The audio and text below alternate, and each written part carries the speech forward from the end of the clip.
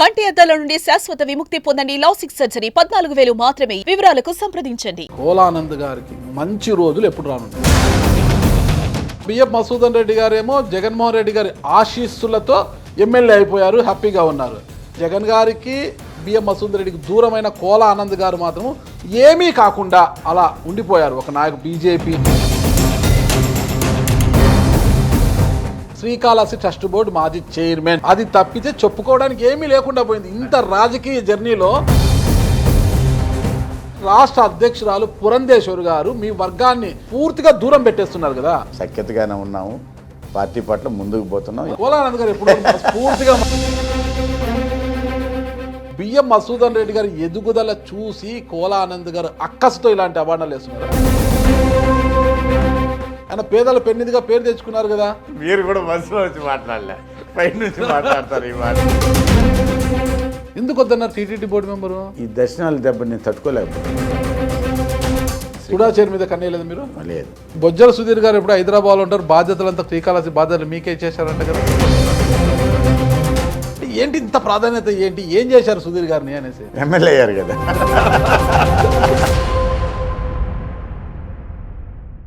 Welcome to Suman TV. నేను మీ నాగరాజ్ బైర్శెట్టిని. ఈరోజు ఈ ప్రోగ్రామ్ మనకు స్పాన్సర్ చేస్తుంది ఎకో తేజస్ విద్యుత్ వాహనాల సంస్థ. ఈరోజు మన అతిథి బీజేపీ రాష్ట్ర కార్యదర్శి, శ్రీకాళహస్తి నియోజకవర్గ కన్వీనర్ కోలా ఆనంద్ గారు మనతో ఉన్నారు. నమస్తే ఆనంద్ గారు. నమస్తే అండి. కోలా ఆనంద్ గారికి మంచి రోజులు ఎప్పుడు రానున్నాయి? ముందుగా నాగరాజు గారికి సుమన్ టీవీ నూతన కార్యాలయం ఈరోజు చిత్తూరు పట్టణంలో ప్రారంభోత్సవానికి మమ్మల్ని ఆహ్వానించిన దానికి సుమన్ టీవీ యాజమాన్యానికి, ప్రేక్షకులందరూ కూడా నా హృదయపూర్వక శుభాకాంక్షలు తెలియజేసుకుంటున్నాను. అదే రకంగా మంచి రోజులంటే గత 5 ఏళ్ళ తర్వాత వచ్చేటవన్నీ మంచి రోజులే. అంతేనంటారా? 2019 నుంచి 24కి ఈ రాష్ట్రంలో ఉన్న దుస్థితి పోయింది కాబట్టి ఇప్పుడు వచ్చేటవన్నీ కూడా మంచి రోజులు. అంటే ఒక పదవి లేకోకుండా, అంటే కోలా ఆనంద్ గారు బిఎం మసూదన్ రెడ్డి గారు గతంలో పూర్వాశంలో మంచి స్నేహితులు ఇద్దరు కూడా. సరే, ఏదో పొరపచ్చాలు వచ్చి విడిపోయారు. విడిపోయిన బిఎం మసూదన్ రెడ్డి గారేమో జగన్మోహన్ రెడ్డి గారి ఆశీస్సులతో ఎమ్మెల్యే అయిపోయారు, హ్యాపీగా ఉన్నారు. మరి అక్కడి నుంచి అంటే జగన్ గారికి బిఎం మసూదన్ రెడ్డికి దూరమైన కోలా ఆనంద్ గారు మాత్రం ఏమీ కాకుండా అలా ఉండిపోయారు. ఒక నాయకు బీజేపీ శ్రీకాళహస్తి ఇన్ఛార్జిగా, రాష్ట్ర కార్యదర్శిగా మిగిలిపోయారు. అసలుకి మీ మీద అప్పట్లోనే పెద్దిరెడ్డి రామచంద్రారెడ్డి గారి ఆశీస్సులు బలంగా ఉన్నప్పటికీ, పుష్కలంగా ఉన్నా కూడా రాజకీయంగా ఎదగలేకపోయారు. కోలా ఆనంద్ గారు అంటే ఒక బ్రాండ్ మాత్రమే ఉండిపోయింది కోలా అనేది. మరి ఏంటది? అంటే పెద్దిరెడ్డి రామచంద్రారెడ్డి గారు అప్పుడు మేము ఒకటిగా ఉన్నది కరెక్టే, కానీ నేను వైసీపీ పార్టీని వద్దనుకున్నాను. నేను పోలేదు కదా. ఎందుకంటే మధుసూదన్ రెడ్డిని నాయకుడిగా వాళ్ళు స్వీకరించినాక శ్రీకాళహస్తిలో మనం వద్దనుకొని మనం ఎప్పుడో బయట వచ్చేసాం. నేను కాంగ్రెస్లోనే కంటిన్యూ అయినాను. దాని తర్వాత వెంటనే బీజేపీలో చేరడం జరిగింది. బీజేపీలో చేరినాక నేను కాన్స్టిట్యున్సీలో కావచ్చు, అటు రాష్ట్రంలో కూడా పార్టీని అటు హరిబాబు గారు అధ్యక్షుడు ఉన్నప్పుడు కావచ్చు, కన్నా లక్ష్మీనారాయణ గారు అధ్యక్షుడు ఉన్నప్పుడు కావచ్చు, ఈ సోము వీర్రాజు గారు వచ్చినాక, ఇప్పుడు మేడం పురంధేశ్వరి గారు వచ్చినప్పుడు పార్టీ పట్ల నాకు పార్టీలో అన్ని రకాల పదవులు నాకు పార్టీ గౌరవిస్తుంది, ఇస్తూ ఉంది. నామినేటెడ్ పదవి దృష్ట్యా నేనైతే అంత దృష్టి పెట్ట నాకు టికెట్ ఇచ్చింది పార్టీ 19లో. కోలా ఆనంద్ గారు అంటే ఉన్నది ఒకటి, శ్రీకాళహస్తి ట్రస్ట్ బోర్డు మాజీ చైర్మన్, అది తప్పితే చెప్పుకోవడానికి ఏమీ లేకుండా పోయింది. ఇంత రాజకీయ జర్నీలో, ఇంత పొలిటికల్ జర్నీలో కోలా ఆనంద్ పదవుల కోసమో అధికారం కోసం ఆశించే వ్యక్తి కాదు. నా వ్యక్తిత్వం చెప్తున్నా. ఒకటేందంటే నాకు పదవి ఉన్నా లేకున్నా, అధికారం ఉన్నా లేకున్నా నాతో నా ప్రజలైతే ఉన్నారు కాళహస్తి భారీగా. ఎందుకంటే మొన్న జరిగినటువంటి సభ్యత్వ నమోదు కార్యక్రమం కూడా శ్రీకాళహస్తిలో నియోజకవర్గంలో రాష్ట్రంలోనే 3వ ప్లేస్ వచ్చింది. 55,000 దగ్గర సభ్యత్వాలు నమోదైనాయి నాకు. అంటే నా పట్ల ఉన్న అభిమానం. అదే రకంగా మొన్న జరిగినటువంటి సార్వత్రిక ఎన్నికల్లో ఎంపీ అభ్యర్థి ఆయన వరప్రసాద్ గారు వచ్చినా కూడా కాళహస్తి నియోజకవర్గం 1,15,000 ఓట్లు మెజార్టీ రావడం, ఓట్లు వచ్చినాయి. 15,000 చిల్లర మెజార్టీ కూడా రావడం జరిగింది శ్రీకాళహస్తిలో. అంటే ఆ రకంగా పార్టీని నేను డెవలప్ చేసుకుంటూ ముందుకు వచ్చాము. ఇంకా కూడా త్వరలో ఖచ్చితంగా పార్టీలో కూడా కీలక స్థానాన్ని ఇస్తారు.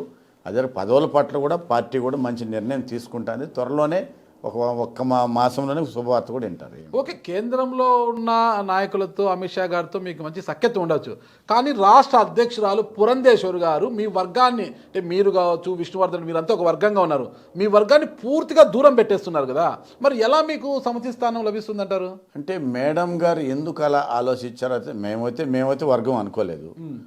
భారతీయ జనతా పార్టీ, నేను ఒకటే చెప్తున్నాను మీకు, హరిబాబు గారు ఉన్న పని చేసినాను, కన్నా గారు ఉన్న పని చేసినాము, సోము వీర్రాజు గారు ఉన్న పార్టీకి పని చేసినాను, మేడం గారు ఉన్న కూడా పార్టీకి పని చేస్తున్నాం. అంటే వారు మేడం గారు ఏ చూపుతో చూశారన్నటువంటిది మాకు పార్టీ పట్ల చూస్తున్నారు అన్నటువంటిది మీరు అంటున్నారు, కానీ మేమైతే అలా అనుకోము. ఎందుకంటే పార్టీలో అలాంటి విభేదాలు ఏమి ఉండవు, సఖ్యతగానే ఉన్నాము, పార్టీ పట్ల ముందుకు పోతున్నాం. మనస్ఫూర్తిగా మాట్లాడండి ఆనంద్ గారు. కోలానంద్ గారు ఎప్పుడు మనస్ఫూర్తిగా మాట్లాడతారు, గుండె లోతులోంచి మాటలు వస్తాయి, ఇది రాలేదు, ఆ మాటలే అర్థమవుతున్నాయి ఇక్కడ, గుండె లోతులోంచి రావడం లేదు మాట్లాడు. మళ్ళా మేడం ఏమైనా ఫీల్ అవుతారేమో, ఆలోచించాను. సరే, బీజేపీ నుంచి ఈసారి టికెట్ ఆశించారు మీరు, కూటమి ఏర్పడంతో బీజేపీ, జనసేన, టీడీపీ కూటమితో ఆ టికెట్ కాస్త బొజ్జల సుధీర్ గారికి వెళ్ళిపోయింది. ఓకేనా, ఈ రోజు మీరు డిఫాక్ట్ ఎమ్మెల్యేగా ఉన్నారు శ్రీకాళహస్తిలో అంటున్నారు. అంటే బొజ్జల సుధీర్ గారు ఎమ్మెల్యేగా గెలిచినప్పటికీ కూడా మీ కన్సర్న్ లేనిది, మీతో డిస్కస్ చేయింది, ఏ నిర్ణయం కూడా తీసుకోరంట కదా? మాకైతే అంటే టికెట్ నాకు వస్తుంది 2024 అసెంబ్లీ ఎన్నికకి సంబంధించి కూటమి ఏర్పడినాక ఖచ్చితంగా శ్రీకాళహస్తి బీజేపీకి కేటాయిస్తారనేటువంటిది డిసైడ్ అయ్యింది, జరిగింది కూడా. కొన్ని కారణాలతో, అంటే పార్టీలో వాళ్ళు కూడా స్థానం కల్పించాలా, బొజ్జల గోపాలకృష్ణారెడ్డి గారు ఆయన పార్టీ కీలక నేతగా ఉన్నారు టీడీపీలో, అంటే ఆయన మరణానంతరం వారి కుమారులకి మాట ఇచ్చామన్నటువంటిది కూడా జరిగింది. దీంట్లో నా పేరు అయితే జాతీయ స్థాయిలో కావచ్చు, రాష్ట్ర స్థాయిలో కూడా పెట్టారు. దానికి నేనే దాని గురించి రాలేదన్నటువంటిది నేను 1% కూడా ఫీల్ కాలేదు. సుధీర్ రెడ్డి గారు రావడం, మేమిద్దరం కలుసుకొని ఖచ్చితంగా వైసీపీ పోవాలి, మధుసూదన్ రెడ్డి యొక్క అరాచకం పోవాలి శ్రీకాళహస్తులు అని చెప్పి మేము ఒక కఠినమైన నిర్ణయం తీసుకొని అందరం కూడా పనిచేయడం జరిగింది. కూటమి మొత్తం కూడా బొజ్జల సుధీర్ గారు ఘన విజయం సాధించి 44,000 బై చిలుకు మెజార్టీతో గెలిచినాక ఇప్పటికి కూడా సుధీర్ రెడ్డి గారు నాకు ఇచ్చే గౌరవం మాకు ఇస్తున్నారు. మా పార్టీ పట్ల ఆయనకు గౌరవం ఉంది, ఖచ్చితంగా బాగానే కలిసిమెలిసి పోతున్నారు. ఇది కూటమి ఉండడం వల్ల ఒక అండర్స్టాండింగ్ ఉందా, అంటే మీ ఇద్దరు అండర్స్టాండింగ్ అయితే? కూటమి అంతే, ఇద్దరు అండర్స్టాండింగ్ ఏం లేదు. అంటే ఇద్దరు పర్సనల్ ఏముంటాయి, నీకు 40 నాకు 60 అనేది ఏం లేదు అసలు. ఆ ఆలోచన ఆదాయంలో నువ్వు 40 తీసుకుని నేను 60 తీసుకుంటా, ఆలోచన ఇప్పటి వరకు ఆ పరిస్థితి కూడా లేదు. ఇంత అన్నారు, ఉండను కూడా ఉండదా, అరాచకము అన్నారు అనమాట బిఎం మధుసూదన్ రెడ్డి గారు. పూర్వాశ్రమంలో ఆయన మీ స్నేహితుడే కదా, అప్పుడు ఆయన ఒక అరాచకవాదం తెలీదా మీకు? ఇప్పుడు నిందలేస్తున్నారు. ఇప్పుడు కాదు కదా, నేను పూర్వం అంటే మేము 15 సంవత్సరాల క్రితం స్నేహితులు. అవును, అప్పుడు క్లోజ్ ఫ్రెండ్స్ కదా మీరిద్దరు. క్లోజ్ ఫ్రెండ్స్, చిన్ననాటి స్నేహితులు. మళ్ళీ చిన్ననాటి స్నేహితులు ఈ రోజు అలాంటి పెద్ద పెద్ద అబాండాలు వేస్తున్నారు. అబాండాలు ఆయన ఎమ్మెల్యే అయినప్పుడే వేసినాం కదా, ఆయన ఎమ్మెల్యే కాకముందు కూడా వేసాం. ఈ రోజు కూటమి అధికారంలోకి వస్తే 2019-24 వరకు శ్రీకాళహస్తిలో జరిగిన భూ కుంభకోణాలపై విచారణ జరిపించాలి, కమిషన్ వేయాలి, అది మాట్లాడుతున్నారు. ముఖ్యమంత్రి గారు కూడా ఇచ్చాను, నేను 3 సార్లు గెలిచాను, విజయవాడ వెళ్ళాను, ఇక్కడ గెలిచాను. జరిగినటువంటి 1000 ఎకరాలు భూ కుంభకోణం ఏదవుతుందో శ్రీకాళహస్తి నియోజకవర్గంలో పేద రైతుల దగ్గర నుంచి తీసుకొని వాళ్ళు మోసం చేసి, అదే జగనన్న కాలనీ పేరుతో వచ్చినటువంటి ఒక పెద్ద స్కామ్ అది. వేలాది ఎకరాలు, వందలాది కోట్ల స్కామ్ అది. మరి దాని మీద విచారణ జరగాలని చెప్పి నేను ఇప్పుడంటే, గతంలోనే జగన్మోహన్ రెడ్డి గారు మనం అవినీతి అని చెప్పినా, అరాచకం అని చెప్పినా, ధర్నాలు చేసినా, కేసులతో జరిగిపోయిందా కానీ మా జీవితము ఆయన ఏం చేయలేదు కదా. ఇప్పుడు దాని మీద పేదల కోసం వరదలు వస్తే కాలువల్లోకి, వంకల్లోకి తిరిగి పోలీస్ కానిస్టేబుల్ కూడా మునిగితుంటే వాళ్ళ భుజాలను ఎత్తుకొచ్చి ఎంతో సేవ చేసిన నాయకుడు బిఎం మధుసూదన్ రెడ్డి గారు. తమ నాయకుడి కోసము గుడి కట్టిన భక్తుడు బిఎం మధుసూదన్ రెడ్డి గారు. పేదల పెన్నిదిగా పేరు తెచ్చుకున్నారు. అలాంటి వ్యక్తి మీద ఇలాంటి అబాండాలు వేస్తున్నారంటే బిఎం మధుసూదన్ రెడ్డి గారు ఎదుగుదల చూసి కోలానంద్ గారు అక్కసుతో ఇలాంటి అబాండాలు వేస్తున్నారా? ఇప్పుడు నేను అబాండాలు వేయవల్లే. శ్రీకాళహస్తి నియోజకవర్గంలో లక్షల మంది ఉన్నారు. మరి ఆయన 38,000 మెజార్టీతో గెలిచిన వ్యక్తి 44,000తో ఎలా ఓడిపోయినాడు? అర్థం చేసుకోవాలి కదా, మీరు కూడా ఆలోచించండి. అది వైఎస్ఆర్ ప్రభుత్వం మీద వచ్చిన వ్యతిరేకత కదా. అంటే మధుసూదన్ రెడ్డి మనకి రాలేదా? అంటే రాష్ట్రం పరిపాలన చేసిన మధుసూదన్ రెడ్డి కదా శ్రీకాళహస్తి జగన్ రెడ్డి. ఎక్కడంటే మహామహులు అట్లా గాలి కొట్టుకుపోయారు. ఏం అసలు గాలి వచ్చింది అలా కొట్టుకుపోయారు. బిఎం మసూదన్ రెడ్డి గారు పాపం ఆయన చేసిన పాపం ఏంటి? ఆయన పేదల పెన్నిదిగా పేరు తెచ్చుకున్నారు కదా. మీరు కూడా మనసులో వచ్చి మాట్లాడలే, పై నుంచి మాట్లాడతారు ఈ మాట. నేను లోపల నుంచి లేదు ఇది, మీరు లోపల నుంచి అయితే మాట్లాడడం లేదు, ఇది కూడా మీరు పై నుంచే మాట్లాడిన మాట. మీరు ఎలా ఎలా పేదల పేరు అయినాడు? అవునండి, వరదలు వచ్చినప్పుడు చూశారు ఆయన. అదండి, 2000 కోట్లు కాళహస్తిలో దోపిడీ చేస్తే పేదల పెళ్లి అవుతాడా? 2000 కోట్లు ఎక్కడి నుంచి వచ్చినాయి కాళహస్తిలో? మేము మొత్తం A to Z ఇచ్చున్నాం. ముఖ్యమంత్రి, గౌరవ ముఖ్యమంత్రి చంద్రబాబు నాయుడు గారికి మొత్తం ఏమేమి దేంట్లో ఎంతంత దోపిడీ జరిగింది, ఇండస్ట్రీస్లో ఎంతమందిని మోసం చేశారు, శ్రీకాళహస్తి ఆలయంలో ఎంత దోపిడీ జరిగింది, అదే రకంగా DKT భూములు వీళ్ళు ఏ రకంగా వాటిని మార్చుకొని వేల ఎకరాలతో పేదల దగ్గర లాక్కొని మధుసూదన్ రెడ్డే పెట్టుకున్నాడు. ఎందుకంటే రైతు దగ్గర DKT భూమిని 3 లక్షల రూపాయలతో కొనుక్కొని గవర్నమెంట్కి 18 లక్షలకు అమ్మినాడు. వచ్చిన దాంట్లో మళ్ళీ వాళ్ళకి పాపం 50 ఇచ్చి ఈయన 50 తీసుకు, అంటే 50 కూడా పూర్తిగా చేరలేదు, బ్యాంకుల దగ్గర వాళ్ళ దగ్గర వసూలు చేసుకొని పోయినటువంటి సంగతి. కొన్ని వేల ఎకరాలు జరిగింది శ్రీకాళహస్తిలో, 100 కోట్ల దోపిడీ జరిగింది. ఈ కాలనీలన్నీ మాకే వచ్చాయి. అప్పుడు పెట్టారు కదా జగన్ అన్న కాలనీ, ఏదో కాలనీలని, అది ఒక దగ్గర 5000 ఎకరాలు, ఒక దగ్గర 2000 ఎకరాలు, ఇంకో దగ్గర 1000 ఎకరాలు. ఈ 1000 ఎకరాల్లో అతిపెద్ద స్కామ్ మధుసూదన్ రెడ్డిది. అదే రకంగా DKTలు తీసుకుని వాటిని పట్టాలు చేసుకునేసినారు. ఎలక్షన్ 6 మాసాల ముందే. గతంలో ఉన్నటువంటి కలెక్టర్ ఆయన అన్నాడు, ఆయన రెడ్డి గారు, అనంతపురం జిల్లా నుంచి ఎవరు వచ్చిన్నారు రెడ్డి గారు, ఆయన వీళ్ళందరూ కలుసుకొని వీళ్ళకి దోపిడీ తప్ప వేరే లేదు. ఇప్పట్లో ఉన్న పరిస్థితి అలా లేదు. గతంలో అక్కడికి వచ్చింది తిరుపతి కలెక్టర్గా ఉన్నారు వెంకటరమణారెడ్డి. వెంకటరమణారెడ్డి అంత ఎక్కడ జరిగింది పరిపాలన? వీళ్ళకి ఓన్లీ దోపిడీ తప్ప వేరే జరగలేదు కదా. ఇప్పుడు అలా లేదు పరిస్థితి. వీటన్నిటి మీద కూడా నాకు మధుసూదన్ రెడ్డి ఒకప్పుడు స్నేహితుడైనా మీరు అడిగిన దానికి సమాధానంగా ఏమి అధికారం వచ్చినాక గౌరవించుకోవాలి. ఏదో ఏట్లో పోయి నీళ్ళల్లో పోతుంటే ఉన్న లాగేసినాడనో, లేదా ఎన్ని స్టంట్లు, సినిమా స్టంట్లు, ఏదో కరోనా వస్తే నువ్వు ట్రాక్టర్లు పెట్టి ఊరేగేసి పండ్లు పంచేసాను, అదేంది దోసకాయలు ఇచ్చేసాను, చికెన్ ఇచ్చేసాను, గుడ్డు ఇచ్చేసాను అంటే అది కాదు కదా. కరోనా చికెన్తో గుడితే పోతుందా? అట్లా కాదు కదా. మరి ఎంత వసూలు చేసావు నువ్వు? దాని కూడా కరోనా కూడా స్కాములే. ఇవన్నీ కూడా అన్నీ నిగ్గు తేల్చాలి. అధికారంతో ఏ అహంకారం పడ్డారో, ఇంతమంది మీద కాళహస్తి నియోజకవర్గంలో తప్పుడు కేసులు పెట్టించారు, ఎన్ని SC ST అట్రాసిటీ కేసులు పెట్టించారు ప్రజల మీద, ఎంతమంది ఈరోజు అతని వల్ల ఊరుదులు పారిపోయారో, అన్నిటి కూడా దాని కాలం నిర్ణయిస్తారే. దానికి ఇదే నిదర్శనం. కాలం నిర్ణయించింది త్వరలోనే.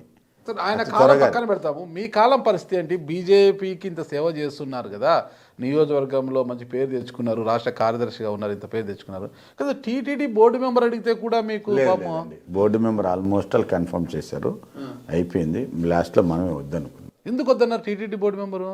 అంటే ఈ దర్శనాల దెబ్బ నేను తట్టుకోలేకపోతున్నా. దయచేసి అంటే వేరే విధంగా మనస్ఫూర్తిగా చెప్తున్నా. నేను కాళహస్తిలో చేసి ఇన్ని ఏళ్ళ తర్వాత ఇప్పటికి కూడా నేను ఈ రోజు కూడా దారిలో వస్తుంటే ఒక 20 మందికి అరేంజ్ చేసిన దారిలో వస్తుంటే. అంటే పాపం ఎక్కువ మనం దాని మీద అంత టైం కేటాయించలేము. వస్తుంటారు పాపం భక్తులు చేసుకోరు, అది కాదు కదా. రోజు ఇదే పని, కొండ మీద దర్శనాలు పెట్టాలా, వాళ్ళకి రూములు పెట్టాలా, వాళ్ళకి వెహికల్స్ పెట్టాలా, ఇవన్నీ ఎవరు చేసేది? ఇంక జీవితాంతరం ఇదే డ్యూటీ నాకు. ఒక్కసారి చేసేసాను, ఒక్కసారి కాళహస్తి చేసేసాను, ఇప్పటికీ నేను అదే డ్యూటీ చేస్తుండా. అంటే పాపం వస్తారు, పాపం అయ్యో మన ఆనందం ఉన్నాడు పిలిస్తే పలుకుతాడని నేను వాళ్ళు ఫోన్ ఎత్తుకోవాలా, దాన్ని మళ్ళీ టెంపుల్కి పంపించాలా, PR వాళ్ళకి పంపించాలా, మళ్ళీ ఆడిని చోటు దర్శనం అయితే మళ్ళీ వెళ్ళేటప్పుడు మళ్ళీ కూడా కాలు థ్యాంక్స్ చెప్పేదానికి ఒక కాలు, ఇవన్నీ బాగా ఇబ్బంది అయిపోతుంది. నిజంగా అంటే నేను వేరే రకంగా పోవాలనుకున్నాను. ఇంకా TTD బోర్డు మెంబర్ ఏడ పరిమితం కాకుండా పార్టీ పరంగా కూడా ఇంకా చాలా ముందు స్థాయికి పోవాలన్న ఆలోచనతో కూడా నేను నాకున్నటువంటి పెద్దలకు తెలియజేసి, దయచేసి ఇప్పుడు బోర్డు మెంబర్ వద్దని నేను ఒక 3-4 రోజుల క్రితమే తెలియజేయడం జరిగింది.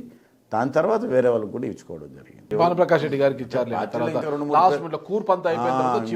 లాస్ట్ అర్ధ గంట వరకు కూడా మనం ఉన్నాం. మనం వద్దని గట్టిగా కూర్చున్నాం. ఇది దీంట్లో ఎలాంటి అబద్ధం లేదు. బోర్డు మెంబర్ కోసం పట్టుబడతారు, ఎమ్మెల్యేలే అడుగుతుంటారు, ఎమ్మెల్యే కోటలో నాకా నీకా అంటారు. అవసరమైతే పార్టీకి ఫండ్ ఇచ్చి బోర్డు మెంబర్ తీసుకునే పరిస్థితులు ఉన్నాయి కదా ఈరోజు. నేను వద్దనుకున్నాను, నాకు తెలుసు కాబట్టి. ఎందుకంటే తుడా చైర్మన్ గా పోవాలన్నారు. లేదు తుడా చైర్మన్ అడుగుతున్నారు, ఆలోచన లేదు అసలు. ఈ మధ్య కాళహస్తి దేవస్థానం కూడా మళ్ళీ అన్ని టీవీల్లో వేసుకున్నారు, అది మళ్ళీ బీజేపీకి ఇస్తారని చెప్పారు. అయినా కూడా ఎప్పుడో నేను సీఎం గారికి నాకు వద్దని కూడా చెప్పారు. తుడా చైర్మన్ మీద కన్నేయలేదు మీరు? లేదు, మనస్ఫూర్తిగా మనస్ఫూర్తిగా చెప్తున్నాను. ఓకే, మరి ఏం కావాలనుకుంటున్నారు భవిష్యత్తులో? నేను పార్టీ పరంగా పార్టీలోనే వేరే పదవిలో పోవాలి. అంటే కూటమి ఇలాగే కొనసాగితే 2029లో శ్రీకాళహస్తి నుంచి కోలా ఆనంద్ గారు టికెట్ తీసుకునే అవకాశం ఉందా? అంటే ఆ రోజు నిర్ణయం బట్టి ఉంటుంది కదా. ఓకే, ఆ రోజు నిర్ణయం బట్టి మనం ఇప్పుడు దాన్ని ఇప్పుడు మాట్లాడుకోలేం. 6 మాసాలే కదా అయింది. ఇప్పుడు వాటి గురించి మనం ఏమి ఆ రోజు సమయం ఈ రోజు సమయం ఇలా అనుకుంటూ పోతుంటే కోలా ఆనంద్ నమ్ముకొని ఉన్న వర్గానికి ఎప్పుడు న్యాయం జరుగుతుంది? ఖచ్చితంగా నా వర్గానికి ఇప్పటికి న్యాయం జరుగుతూనే ఉంది, జరిగింది కూడా. నిన్న మొన్న జరిగిన నీటి సంఘాల ఎన్నికల్లో కూడా మా వర్గానికి మాకు ఇచ్చినారు. వాళ్ళని కూడా దాంట్లో నేను తృప్తి పొందడం జరిగింది. రేపు ఏం వచ్చినట్టు బోర్డు మెంబర్లు వచ్చినా ఇంకోటి వచ్చినా అన్నింటిలో కూడా మాకు ఇచ్చేటువంటి వాటా మా కార్యకర్తలకు వస్తున్నాయి. ఖచ్చితంగా మేలే జరుగుతుంది. జనసేన పార్టీ ఇన్ఛార్జి కూడా మనం ఫిర్యాదు చేశారు కదా, అసలు బొజ్జల సుధీర్ గారు అసలు మమ్మల్ని ఖాతరు చేయడం లేదు, ఏ విషయాలు కూడా మాకు చెప్పడం లేదని చెప్తున్నారు కదా. అంటే అది వాళ్ళిద్దరి మధ్య ఏంటంటే, అంటే వాళ్ళు మాకు ఎలక్షన్ అప్పుడు అక్కడ పనిచేయలేదన్నటువంటిది ఆయన ఆలోచనలో ఉంది. వాళ్ళు వేరే దగ్గరికి వెళ్ళిపోయారు. పార్టీ నాకుండేడు పనిచేయలేదు, కోలానందలాగా కమిట్మెంట్తో పనిచేయలేదు, బీజేపీలాగా కమిట్మెంట్తో పనిచేయలేదు అన్నటువంటిది ఎమ్మెల్యే గారి దృష్టిలో ఉంది. దీంట్లో ఏమి కానీ బొజ్జల సుధీర్ గారు ఇప్పుడు హైదరాబాద్లో ఉంటారు, బాధ్యతలంతా శ్రీకాళహస్తి బాధ్యతలు మీకే ఇచ్చేసారంట కదా. అట్లేం లేదు, బాధ్యత వస్తున్నాయి. ఏడకపోయినా ఉంటున్నారు ఆయన. హైదరాబాదు కాళహస్తి పోవడానికి రావడానికి ఎంతసేపు పడుతుంది చెప్పండి. అసలు మీడియా మిత్రుల ఫోన్లు కూడా లిఫ్ట్ చేసే సమయం లేదు, ఏం మాట్లాడాలన్నా కూడా కోలా ఆనంద్ గారితోనే మాట్లాడుకోవాలి. మరి మీరు అది చెప్పేస్తారు అంత లేదు, మరి మీరు ఇది ఎక్కువ చెప్పేస్తున్నారు. నిజం, వాస్తవం అంత లేదు. బయట చర్చ జరుగుతుంది. బొజ్జల సుధీర్ గారు మీడియా మిత్రుల ఫోన్లు కూడా ఎత్తే సమయం లేదు, మాట్లాడుకోవాలంటే కోలానంద్ గారు నంబర్ ఇచ్చేసారు, ఆయనకి ఫోన్ చేసుకోవాలంటున్నారు. ఏంటి ఇంత ప్రాధాన్యత, ఏంటి ఏం చేశారు సుధీర్ గారిని అనేసి? ఎమ్మెల్యే అయ్యారు కదా. మీరు సుధీర్ గారికి ఏం మందు పెట్టారు అనేది? మేమేం మందులకి ఇది లేవలేదు మా దగ్గర. ఇప్పటికి కూడా ఈ అధికారం వచ్చినాక ఆయన ఆ స్థాయిలోనే ఉండడం, మనం కూడా ఆ స్థాయిలోనే కలిసిపోతున్నాం. ఎందుకంటే మీరు ఒకటి అడిగారు, మీ కార్యకర్తలకు న్యాయం ఎప్పుడు జరుగుతుందని ఇప్పుడు అడిగారు. ఖచ్చితంగా న్యాయం జరుగుతుంది, జరుగుతూ ఉండదు. ఇప్పుడు దాంట్లో ఏమి వేరే ఉద్దేశం ఏం లేదు.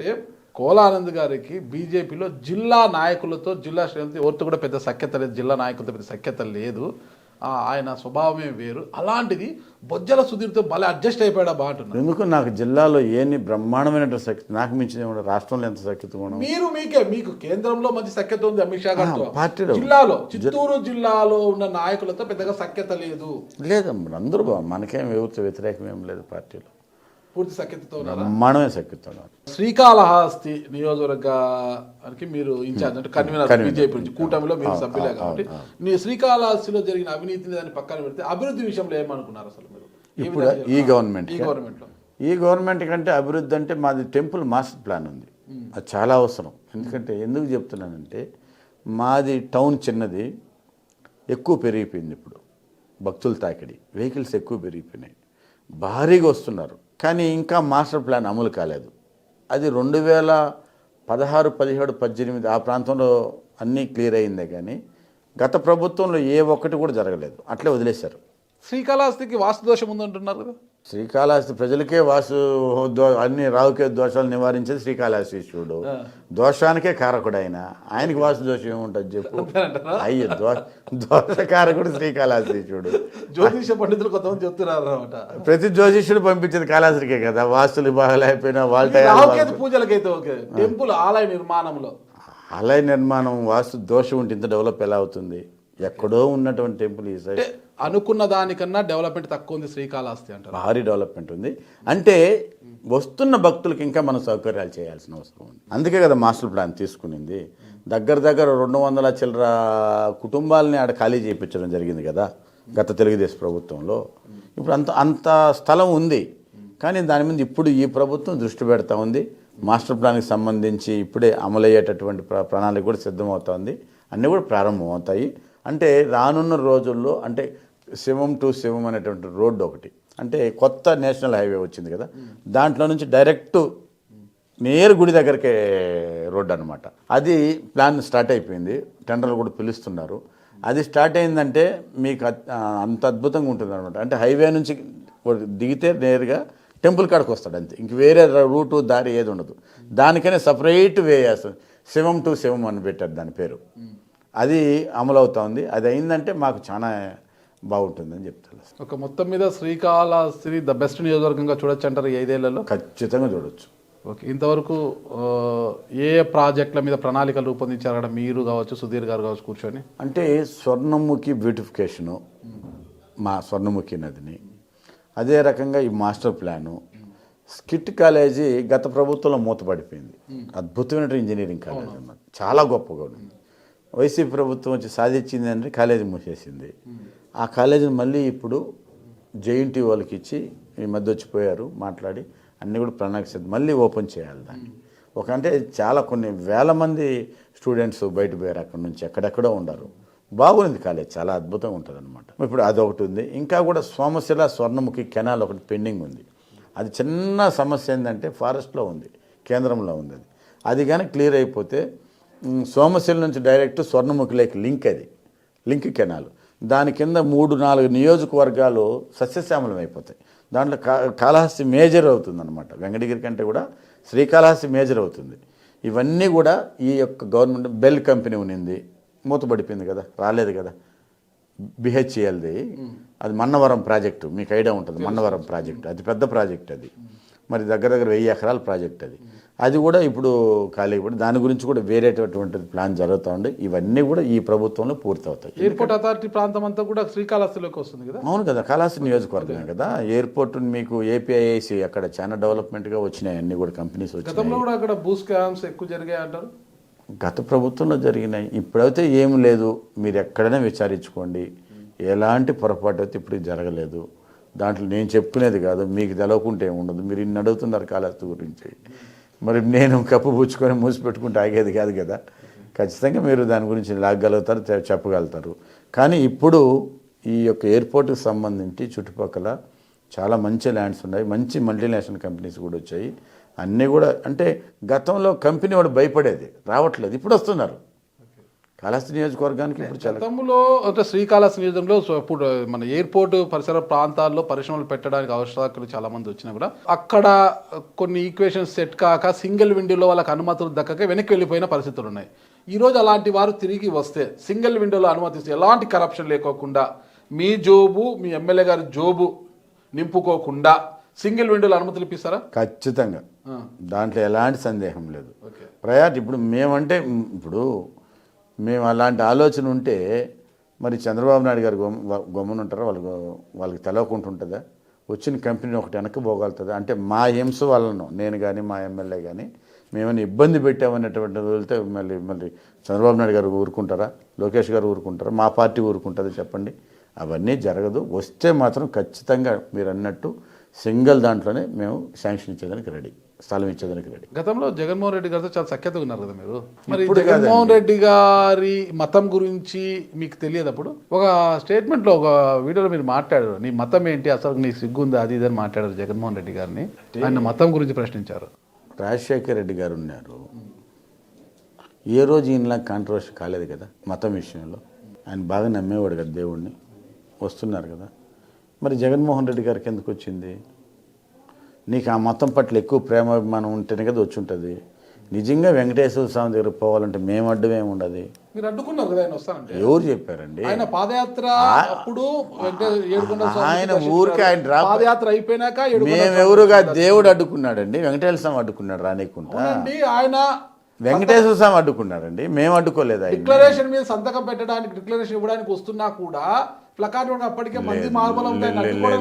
డిక్లరేషన్ ఇస్తానంటే ఇమ్మనేగా చెప్తున్నాము. సిద్ధపడ్డాడు కదా. లేదు, ఎమ్మెల్యేలందరికీ హౌస్ అరెస్ట్ చేశారు.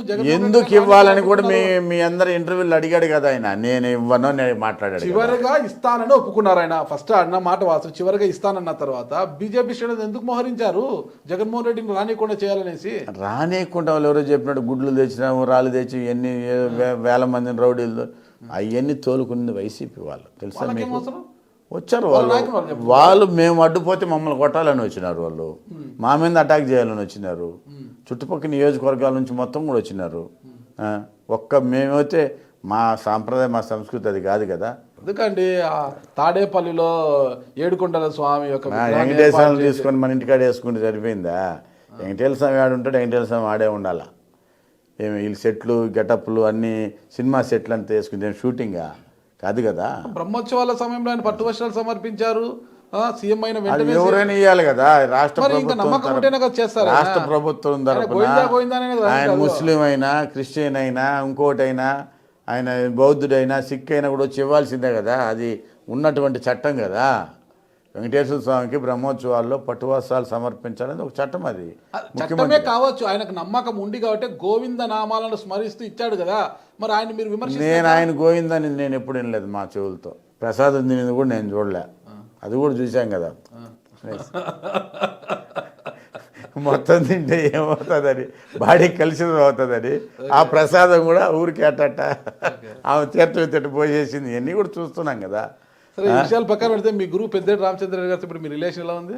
ఆయన కనిపిస్తే నమస్కారం ఆయన మాట్లాడతారు కనిపిస్తే అంతే ఇంకేమి నమస్కారం నమస్కారం అంతే. సరే మరి కోలా ఆనంద్ గారి భవిష్యత్తు లక్ష్యం ఏంటి అసలుకి? భవిష్యత్తు లక్ష్యము పార్టీలో రాష్ట్రంలో బలపడాలా పార్టీలో మంచి స్థానంలో ఉండాలన్నది నా కోరిక. అమిత్ షా గారి ఆశీర్వాదాలు మీకు అంత పుష్కలంగా ఉన్నాయి కదా, ఉంది. మరి ఎందుకు ఒక కేంద్రంలో కావచ్చు రాష్ట్రంలో ఒక సముచిత స్థానం లభించడం లేదు మీకు? మేము కేంద్రంలో ఏం పోతాం రాష్ట్రంలో ఉండేటప్పుడు మాకేం కేంద్రంలో కూడా ఏదో కార్పొరేషన్ పదవి నామినేటెడ్ పోస్టులు ఉంటాయి కదా. నేను ఎప్పుడే చెప్తే కదా మీకు ఆనంద్ పదవుల కోసము ఏమి అధికారం కోసం ఆరాటపడేవాడే కాదు. నేను ఎప్పుడు కూడా ఏమి నాకున్నంత వరకు పరిధిలోనే నేను రాజకీయం చేసుకుంటా. ఏమి ఒకవేళ దాన్ని మించి వాళ్ళు ఇస్తే మనం కాదను ఇచ్చినప్పుడు ఖచ్చితంగా స్వీకరిస్తాం. త్వరలో వస్తాయి మనకు కూడా టైం కలిసి రావాలి కదా. సరే అదే ఆశతో ఉండండి, త్వరలో మీకు మంచి అవకాశాలు మీకు కూడా మంచి రోజులు వస్తాయని మీరు భావిస్తున్నారు, మేము కూడా భావిస్తున్నాము. మంచి ప్రభుత్వం కూటమి ప్రభుత్వం బాగుంది అన్నీ మంచి జరుగుతాయి. సరే చివరి వరకు 2029 వరకు మంచి ప్రభుత్వం కూటమి ప్రభుత్వం అన్న మాటకు కోలానంద్ గారు కట్టుబడి ఉండాలని. ఎప్పటికీ మీరు మళ్ళీ కూడా మా ఇంటర్వ్యూలు తీసుకోవచ్చు మళ్ళీ దీన్ని రీప్లే. అదే 2029 ఎన్నికలకు ఇదే మాటకు మీరు కట్టుబడి ఎప్పటికీ ఇదే మాట ఉంటుంది. ఈ ప్రభుత్వాలు ఎట్టే ఉంటాయి. సరే చూద్దాం 2029 వరకు. అది వైసీపీ వాళ్ళు కళ్ళగంటుంటారా ఎన్ని ఏం కాదు ఆ రోజు మాట్లాడదాం మళ్ళీ. ఖచ్చితంగా. ధన్యవాదాలు మీకు మీ సుమన్ టీవీ యాజమాన్యానికి.